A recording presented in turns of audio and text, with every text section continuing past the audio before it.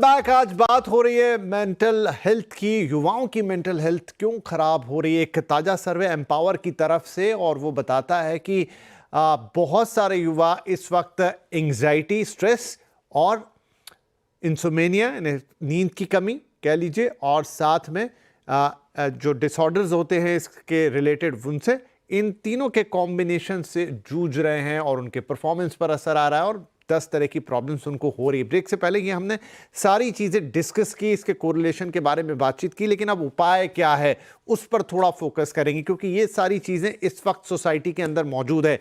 क्या हम सारे के सारे नॉर्म्स एकदम बदल पाएंगे? नहीं बदल पाएंगे तो क्या उसके उपाय है? क्विकली मैं अपने एक्सपर्ट से पूछना चाहूंगा, और क्योंकि इस सेगमेंट में समय थोड़ा कम रहेगा इसलिए जवाब थोड़े छोटे रखने की मेरी गुजारिश। Doctor Vora, what is the way out? क्या करना होगा? द वे आउट इज, सबसे पहले समझना है कि अवेयरनेस अबाउट द डिसऑर्डर्स जितनी जल्दी आप समझेंगे और कि ये प्रॉब्लम है और उतनी जल्दी आप एड्रेस करेंगे, आप मेंटल प्रोफेशनल को प्रॉब्लम पर जितनी जल्दी पहुंचेंगे उतना अच्छा है। और सबसे इंपॉर्टेंट चीज़ है समझना कि हेल्प इज एट हैंड। दूसरा, जब आप पहले बोल रहे थे तो मैं एक पॉइंट मैं आपको बताना चाहूंगा। 8 से 15 साल की उम्र के बच्चों के लिए अमेरिकन पीडियाट्रिक एसोसिएशन की तरफ से 10 घंटे की नींद रात की रिकमेंडेड है। आप अपने आप सोच सकते हैं कि बच्चे जो इतना कम सो रहे हैं तो बीमारी तो आएगी। तो एडिक्वेट स्लीप सबसे इंपॉर्टेंट है। इसके अलावा pressure on child has to be reduced, जिसमें उसके इकोसिस्टम में जो भी लोग हैं, चाहे उसके पेरेंट्स हैं, चाहे उसके टीचर्स हैं, उनको ये समझना कि बच्चा एक मशीन नहीं है। इसके अलावा बच्चे के लिए इंपॉर्टेंट है अपने डिजिटल हाइजीन, हम बोलते हैं टेक्नोलॉजी सबसे इंपॉर्टेंट एस्पेक्ट है आज की डेट में जो बच्चों को रूइन कर रहा है। मेरे पास हर रोज इतने केसेस आते हैं।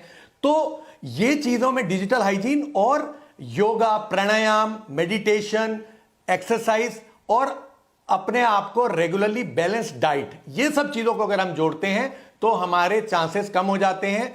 बच्चों के केस में, स्टूडेंट्स के केस में मेंटल डिसऑर्डर्स को डिक्रीज करने के चांसेस बढ़ जाते हैं। राइट। तो जयंती मैम, क्या बड़ी समस्या यह है कि जो प्रॉब्लम से हम गुजर रहे हैं उसके बारे में हम जानते ही नहीं है? एक बार जान गए कि अरे ये भी एक समस्या है तो शायद खुद तो काफी सारे लोग खुद ही उसकी तरफ बढ़ जाएंगे, नहीं तो जहां हेल्प की जरूरत होगी वहां हेल्प लेंगे, वो जाने, उनके पेरेंट्स जाने, उनके आसपास के लोग जाने।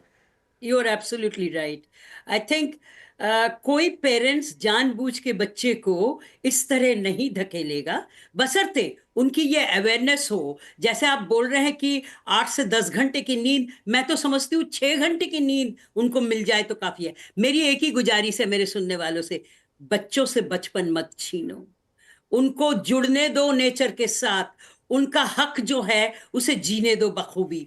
जब आप दबाव देते चले जाते हो, नहीं तुम्हें ये करना है, देखिए आपका कंज्यूमर अड्डा है तो कंज्यूमरिज्म जो है वो रिश्तों में आ गई है।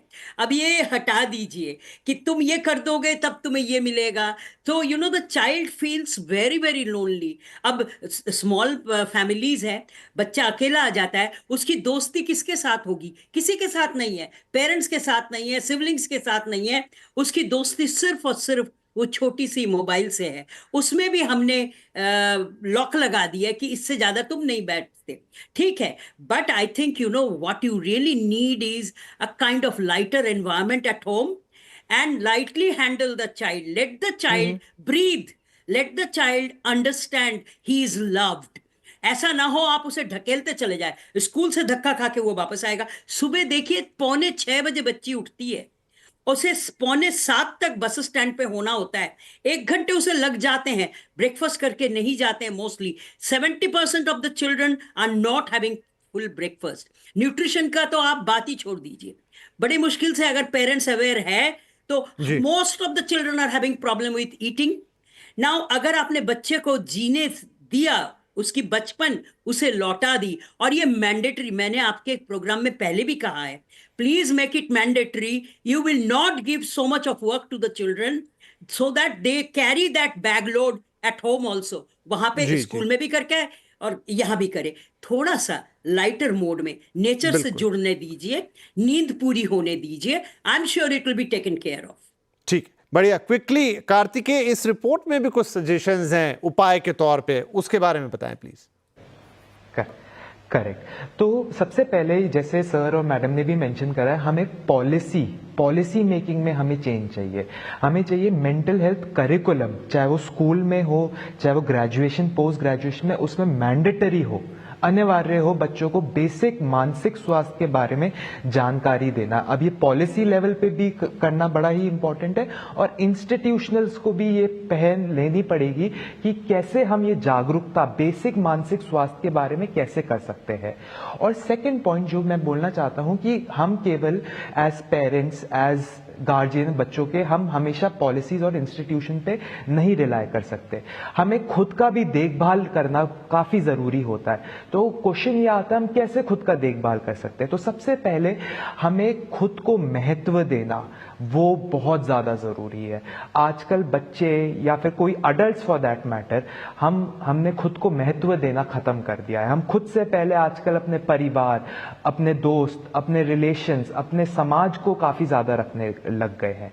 और खुद का महत्व हम और कैसे बढ़ा सकते हैं? अपने शरीर का ध्यान रख के, अपने नींद का ध्यान रख के, उन लोगों से बात करके, उन लोगों से और अच्छे रिलेशन, गहरे रिलेशन करके, जो कि जेन्युइनली मीनिंगफुल रिलेशन है।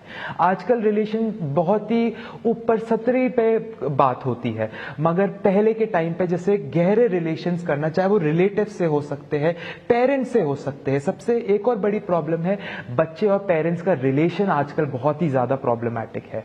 बच्चा पेरेंट्स से बात नहीं करना चाहता, पेरेंट्स के पास टाइम नहीं है बच्चे के साथ बात करने के लिए। तो पेरेंट्स और बच्चे का रिलेशन काफी ज्यादा जरूरी है।